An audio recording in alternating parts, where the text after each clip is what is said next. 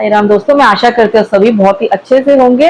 तो दोस्तों, बहुत सारे लोगों का ही प्रश्न है, बहुत सारे साईं भक्तों का ही प्रश्न है कि दीदी हम तो पूजा पाठ हम बहुत करते हैं साईं बाबा की, हमने 9 गुरुवार के व्रत रखे हैं, 9 दिए जलाए हैं, सप्ताह परायण हम करते हैं, ग्लोबल महापरायण से हम जुड़े हुए हैं और भी कई प्रकार के हमने व्रत उपवास हमने करे, लेकिन हमारी मनोकामना अब तक पूरी नहीं हो रही। ऐसा प्रश्न मैंने, हालांकि मैं इसके बारे में पहले थोड़ा सा मैंने वीडियो बनाया, लेकिन बहुत डीपली मैंने बहुत ही विस्तार पूर्वक मैंने वीडियो अपलोड नहीं किया है। दोस्तों, इसका कारण ये कि आपकी पूजा में आप जो पूजा कर रहे हो उसमें कोई कमी नहीं, लेकिन आपसे कुछ छूट रहा है। तो किसी की पूजा है जो आपसे छूट रही है, जिसके कारण से आपकी मनोकामना पूरी नहीं हो रही। आपकी भगवान साईं बाबा भी जो है, साईं बाबा जो जिसमें कहते हो कि साईं बाबा में सभी देव समाये हैं, बिल्कुल सच बात है।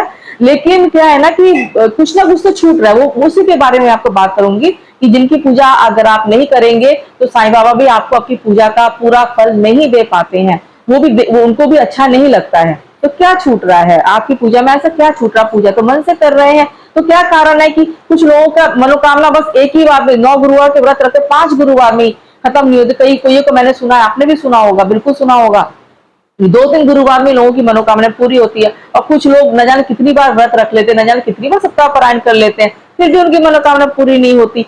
तो ऐसा बिल्कुल नहीं है कि बाबा तक आपकी प्रार्थना नहीं पहुंच रही और किसी और अन्य की प्रार्थना पहुंच रही, उनकी पूजा ज्यादा अच्छी, आपकी पूजा कम अच्छी, ऐसा बिल्कुल नहीं है। कुछ ना कुछ तो है, कोई ना कोई कमी तो जरूर है। तो उस कमी के बारे में आज हम बात करेंगे साथियों। तो अगर आपने हमारे चैनल को सब्सक्राइब नहीं किया, सब्सक्राइब कर दीजिए, क्योंकि जो जो चीजें मैं करती हूँ वही मैं आपके सामने लाती हूँ। कहीं भी मैं वीडियो बनाने के लिए वीडियो अपलोड नहीं करती हूँ कभी भी। जो बातें अनुभव में आती है, जो बातें मेरे अनुभव में आती है, जो बातें मैंने देखा अपने जीवन में, वो सारी चीजें मैं आपके साथ में शेयर करती हूँ। जो गलती अगर मैंने कभी की है या तो उसको मैंने किस तरह से सुधारा है, वो सब चीजें जो है मैं आपके समक्ष में लेके आती हूँ। तो आज हम बात करेंगे कि बाबा के इतने पूजा करने के बाद भी हमारी मनोकामना पूरी क्यों नहीं होती। उसका कारण ये है कि आप बाबा की तो पूजा कर रहे हो, तो भगवान श्री गणेश की पूजा कर रहे होते, वो बात बिल्कुल सबको पता है। गणेश भगवान जी प्रथम पूजनीय है, उनकी पूजा सभी करते ही है, सबको पता है। लेकिन क्या आप अपने कुल देवी अथवा कुल देवता की पूजा करते हैं? अगर आप नहीं करते हैं, तो ज्यादातर जो लोग नहीं कर पाते हैं कुल देवी या कुल देवता की पूजा, तो उनकी मनोकामनाएं पूरी होने में बहुत दिक्कत आती है, बहुत अधिक समय लग जाता है। ऐसा क्यों होता है? अब कई लोग कहेंगे कि हमें तो पता नहीं, हमारे जो है जो पहले की जो हमारे जो घर के जो थे, हमारी जो महिलाएं, जो माता बहनें कहेंगे हमारी सास क्या करती थी, या तो फिर भाई लोग जो है, पुरुष भाई लोग, वो ये कहेंगे कि हमारी तो माँ क्या करती थी, दादी माँ ये सब करती थी, तो हमें नहीं पता, हमने तो कभी किया नहीं, हमें नहीं पता। तो पता कीजिए, वो करते थे तब तक आपके घर के सभी काम होते थे। अब वो नहीं कर पाते, या तो फिर हो सकता है कि वो इस दुनिया में नहीं है। अब उस परंपरा को आगे बढ़ाने का उत्तरदायित्व किसका है? आप ही का तो है ना। तो यही तो वो कमी है जो कि छूट रही है, जिसके कारण से साईं बाबा भी हमारी पूजा नहीं स्वीकार कर पाती। क्यों? देखिए, कुल देवी देवता की पूजा क्यों आवश्यक है? प्रश्न ये उठता है कि हम साईं बाबा की पूजा करते, बाबा में ही सभी देवी देवता, तो हमें अगर हम ना भी करें तो क्या हुआ? क्या साईं बाबा हमारी कुल देवी देवता के रूप में हमारी पूजा स्वीकार नहीं कर सकते? ये बात आपकी बात बिल्कुल सही है, लेकिन होता क्या है ना, इसका जवाब तो आपको साईं सचरित में ही मिल जाएगा। हमारे हर प्रश्न का जवाब, हमको जो उत्तर है, हमको साईं सचरित ग्रंथ, जो महाग्रंथ पढ़ने से हमको मिल जाता है। कि इसके लिए मैं आपको छोटी सी जो साईं सचरित में से 2 वाक्य में सुना देती हूँ आपको। जो कहानी है, जो कहानी नहीं सच्चाई है, जो सच्ची घटना है। क्या हुआ था?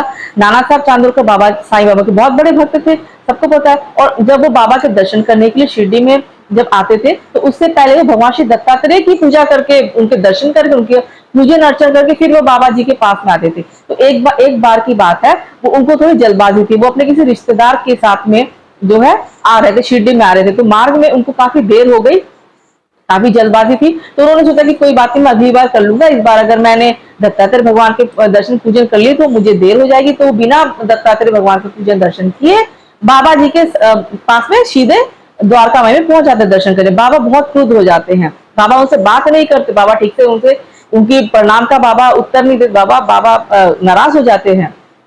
तो जब वो पूछते हैं कि बाबा मुझसे क्या गलती, आप मुझसे क्यों बात नहीं कर, आप मुझसे नाराज क्यों है? तो बाबा ने बोला, नाना तुम कब कोपर गांव आए और तुम शिरडी में पहुंच गए? तुम्हें पता नहीं तुम्हें क्या करना चाहिए, तुम कहाँ जाते हो, क्या तुम्हें ये भी अब मुझे बताना पड़ेगा? तो नाना साहब चांदोर का तुरंत समझ गया, उन्हें अपनी गलती का भान हो गया। उन्होंने बोला कि बाबा मैं बहुत क्षमा चाहता हूँ, आज भी देर हो रही थी। बाबा ने कहा कि देखो ऐसे गलती कभी मत करना, तुम जो अपना जो नियम जो तुम करते आ रहे हो उसको तुम करना, भगवान दत्तात्रेय की पूजा करना, और तभी तुम मेरे दर्शन कर पाओगे। इस बार तो मैं तुम्हें क्षमा कर रहा हूँ, लेकिन अगली बार से ध्यान रखना। तो नाना साहब ने बिल्कुल क्षमा याचना की और अगली बार तो उन्होंने वो गलती दोबारा नहीं दोहराई।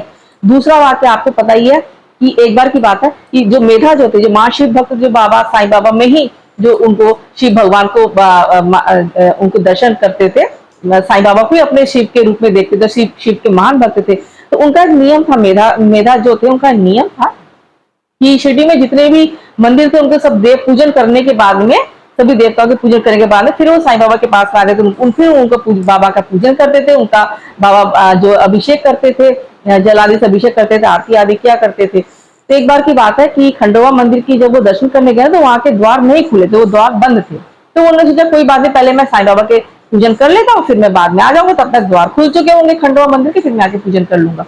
तो उन्होंने ये सोच के बाबा के पास में आए और बाबा ने उनको पूजा करने से मना कर दिया। बाबा ने बोला कि जाओ पहले तुम खंडोबा मंदिर के पूजन करके आओ। तो उन्होंने कहा कि बाबा मैं तो गया था, लेकिन वहां के मंदिर के जो द्वार बंद थे। बाबा ने कहा अब तुम जाओ मेधा, अब ताले खुल चुके हैं। तो मेधा गए और उन्होंने देखा ताले सच में खुल गए थे, मंदिर के द्वार खुल चुके थे, और वो पूजन करके फिर बाबा के पास आए, फिर बाबा की पूजा की। तो ये आप बताइए, इन सभी सवालों के जवाब हमारे साईं सचरित ग्रंथ में ही है। अगर हमारे कोई सबके कुल देवी या देवता हो, तो जरूर नहीं कि कुल देवी देवता दोनों हो, कुल देवी भी हो सकते, कुल देवता भी हो सकते, दोनों भी हो सकते हैं। जिस तरह से मेरी जो क्योंकि हम जो विवाहित जो महिलाएं हैं, हमारी ससुराल का माना जाता है, तो मेरे ससुराल में जो है काली माता की पूजा होती है। आद्या माँ काली की, जो माता काली का सौम्य रूप है, उनकी पूजा की जाती है। तो मैं भी वही करती हूँ, मैं भी वही परंपरा को आगे बढ़ाती हूँ। मेरे जो है मायके में जो है उनकी दक्षिणा काली जो है उनकी पूजा की जाती है, काली माँ के सौम्य रूप है, उनकी पूजा, उनकी जो हमारी कुल देवी है उनकी पूजा की जाती है। तो उनको जरूर हमको उस परंपरा को आगे बढ़ाना चाहिए। हमें उनको हफ्ते में एक बार कम से कम कोई भोग प्रसाद जरूर लगाना चाहिए, और हो सके कम से कम साल में एक बार हमारा जो हमारा कुल देवी देवता उनके धाम पे हमको जरूर जाना चाहिए। उनका जो जहाँ पे मंदिर है, जहाँ उनका धाम है, हमें उनके दर्शन के लिए जरूर जाना चाहिए। और दर्शन के लिए हमको कैसे जाना चाहिए? ज्यादातर लोग कैसे जाते हैं दर्शन के लिए? दर्शन पे चले जाते हैं और बाहर से जो मिठाइयां फल इत्यादि वो सब खरीद के वो दे देते हैं। बाहर से खरीदी फल मिठाई, कोई दिक्कत नहीं, लेकिन आप एक बात बताइए, कुल देवी देवता कौन होते हैं? वो हमारे घर के, जैसे हमारे घर के बड़े बुजुर्ग होते हैं ना, वैसे होते हैं। आप मान लीजिए कि आप पुरुष भाई है, ठीक है, आप अपनी माता को, आप अपनी मम्मी को लेके आ रहे हैं घर पे, और आपके घर में आपकी पत्नी, आपके बच्चे हैं, ठीक है। तो आपकी जो है मम्मी या तो जो मान लीजिए आपकी दादी को लेके, आप दादी हैं, तो क्या आप उनके लिए क्या ऑनलाइन खाना मंगाएंगे? रेस्टोरेंट से कोई खाना मंगाएंगे? महंगे रेस्टोरेंट से खाना मंगाएंगे? पिज्जा या फिर जो भी आप मंगाएंगे, बाहर से खाना मंगाएंगे, थाली मंगाएंगे? या तो उनको अच्छी लगेगी आपकी पत्नी के हाथ के द्वारा बनेगी 2 सूखी रोटी, भिंडी की सब्जी या आलू की सब्जी मिल जाए, उनको वो खाने में स्वाद आएगा, या बाहर से बने हुए स्वादिष्ट भोजन में उनको ज्यादा स्वाद आएगा? आप समझ चुके होंगे। जब हम जाते हैं कुल देवी देवता के दर्शन के, अपने हाथ से कुछ तो बना के लेके जाइए, चाहे खीर, चाहे लड्डू हो, चाहे एक दिन पुराना और कुछ भी लड्डू बना के लेके जाइए। आजकल तो आप यूट्यूब पे सब कुछ सर्च कर ले, बहुत आसान सब मिल जाता है। कुछ तो भी लेके जाइए, चाहे मीठी रोटी बना के लेके जाइए। उनको उस चीज का इंतजार होता है, घर से बोल के जाइए कि हे माता या तो कुल देवी देवता, हे देव मैं आपके दर्शन के लिए आ रहा हूँ। तो उसमें क्या हो जाए, उनको पता चल जाता है कि मेरा बच्चा आ रहा है, तो वो आपकी यात्रा भी सुरक्षित हो जाती है। आपके आने से पहले आपका इंतजार कर रही होती है वो। और जब दर्शन करे तो आप बोले कि माता आप चलिए मेरे साथ मेरे घर पे, या तो देवता आप चलिए हमारे घर पे रहिए, हमारे घर पे विराजमान। वो आपका घर है, हमारा घर नहीं है। वो तो घर आपका है, हमारा घर कैसे है? आप अपने घर पे चलिए और घर को चलाइए अपनी इच्छा अनुसार, हम आपकी संतान है। तो आप देखिएगा तो आपके कैसे सारे काम नहीं बनते हैं, क्योंकि साईं बाबा यही चाहते हैं। मैंने ऐसा वीडियो अपलोड कर चुकी थी, जो देवी देवताओं का पूजा पहले से करते आ रहे हो उनकी पूजा छोड़ के मत कीजिएगा किसी की पूजा, वो बाबा को बिल्कुल अच्छा नहीं लगेगा, ठीक है। और प्रश्न ये उठता है कि बहुत से लोगों को पता ही नहीं कि हमारे कुल देवी देवता कौन है। तो आपके घर में कोई भी बड़े बुजुर्ग होंगे, आपके ताऊ होंगे, आपके चाचा होंगे, या तो जहां से आपको जो गांव है, जहाँ पहले जहाँ पे रहते थे पूर्वज, तो वहां के कोई पंडित होंगे, पंडितों की भी कोई होंगे, बेटे होंगे अथवा उनकी वंशज होंगे, उनको जरूर पता होगा। किसी न किसी प्रकार से उनसे पूछ के आपको आसानी से पता चल जाएगा। कुल देवी देवता की उनकी पूजा थोड़ी बहुत शुरू कर दीजिए, उनको कुछ भोग लगाइए। और अगर फिर भी कोई रास्ता ही अगर आपके पास में नहीं है, कि आपको पता ही नहीं चल सकता कि कौन से कुल देवी देवता है, ऐसी स्थिति में आप छोटा सा उपाय कीजिएगा। एक आप चावल की ढेरी थोड़ा सा रखिएगा, 2-4 दाने चावल का, खंडित चावल यानी अक्षत रखिएगा।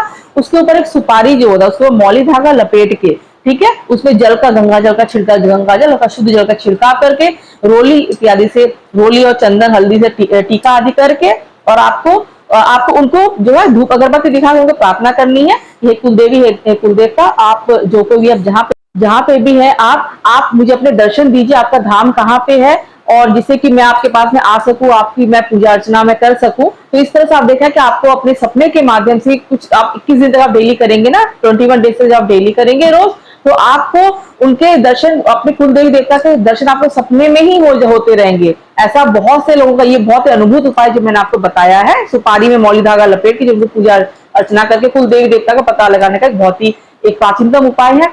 और भी कई सारे उपाय है जो कि मैं आपके साथ आगे शेयर कर लूंगी। तो आप इस तरह से कीजिएगा। नहीं तो अगर आप ये भी नहीं कर सकते, आप केवल साईं बाबा से फिर आप बोल दीजिएगा कि बाबा जी मुझे तो पता नहीं कि हमारे कुल देवी देवता कौन है, तो आप ही आके हमारे कुल देवी देवता के रूप में हमारी पूजा को स्वीकार कर लीजिए। और या तो फिर आप हमें सपने में दर्शन दे दीजिए कि हमारे कुल देवी देवता कौन है, हमें तो कोई ज्ञान है। मन से प्रार्थना कीजिए, बाबा से बोलिएगा, बाबा स्वयं साईं बाबा ही आपको बता देंगे कि आपके कुल देवी देवता कौन है। आपको देखना, आपको जरूर दर्शन हो जाएंगे। आपको ऐसा कई लोगों के साथ में हुआ दोस्तों, उनके नाम पता, मंदिर के आगे जो नाम लिखा हुआ रहता है कुल देवी देवता को, उनको पता चल चुका होता है सपने के माध्यम से। अधिकतर सपने के माध्यम से पता होता है, ध्यान के माध्यम से पता चल सकता है। तो ईश्वर जानते हैं किस तरह से वो आप तक अपनी बात पहुंचाएंगे। तो आप ऐसा जरूर कीजिएगा, जिससे कि आपकी पूजा में परिपूर्णता है। आपको जो भी आप पूजा पाठ करें उसका पूरा फल आपको मिले। तो मुझे लगा इसके लिए वीडियो बहुत ही जरूरी था। अगर आपको पसंद आया, वीडियो पसंद आया, तो आप लाइक जरूर कर दीजिएगा। चैनल सब्सक्राइब नहीं किया, सब्सक्राइब करके हमें मोटिवेट जरूर कीजिएगा। तो मिलती है आपसे अपने अगले वीडियो में, तब तक के लिए साई राम, जय साई राम।